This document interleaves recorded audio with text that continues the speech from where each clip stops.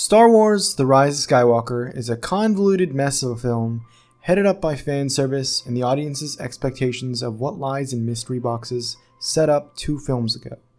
The film opens on a title crawl that reveals Palpatine is alive, and that he has an army of Star Destroyers, each of them possessing capabilities the same as the original Death Star.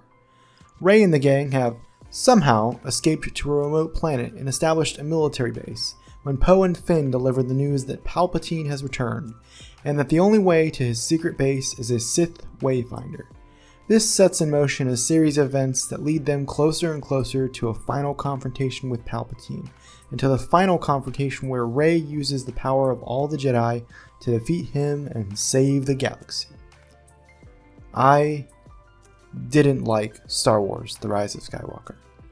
And while this dislike partially stems from choices directly made in this film and its failure to properly plot out and execute those ideas, like Palpatine's resurrection for example, the more I consider my dislike of the film, the more I realize many of the problems I have with it can be directly traced back to the choices made in The Force Awakens, even more so than the choices made in Rian Johnson's The Last Jedi. Let me give you an example. In The Rise of Skywalker, one of the pivotal plot points is that not only has the Emperor returned, he was the one that created Snoke. This is a direct answer to a question raised by the audience in the first movie about who Snoke was, and an answer The Last Jedi tried and failed to provide by stating that it didn't matter, that who he wasn't the point. Another point related to the Emperor's return is the reveal that Rey is Palpatine's granddaughter, after The Last Jedi went out of its way to specify that Rey's lineage didn't matter.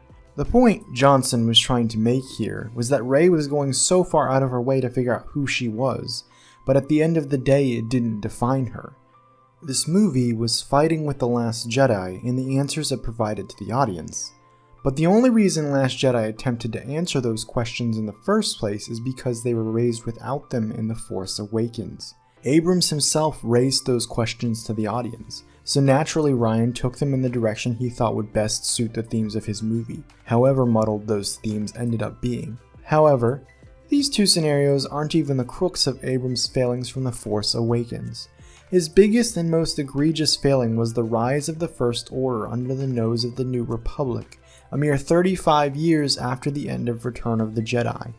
There's never any explanation as to how this force remobilized into one that could threaten the galaxy with an even more powerful Death Star for the 3rd time in a row. Because in Abrams' mind, there didn't need to be. After all, before the prequels, there wasn't any explanation about how the Empire rose to power, was there? He was banking on our nostalgia to blind us to many of the problems Force Awakens has. And at the time it worked. Many people were impressed with Force Awakens and hopeful for what the second movie in the franchise would bring. While I don't agree with many of the choices Johnson chose to make in The Last Jedi, I do understand that many of those choices came directly out of a desire to subvert audience expectations concerning Rey's lineage or Snoke's origins. The answers he provided were built on a faulty foundation, and he was set up to fail from the beginning. Abrams himself tells us that his most powerful tool as a writer is enticing the audience with a mystery box, but having no answers to what's actually in the box, because it doesn't matter. And at the end of the day, when he's finally forced to give us those answers one way or another, they don't feel satisfying and don't feel earned, because he didn't have them in mind when he built the box in the first place. The thing is that it represents infinite possibility.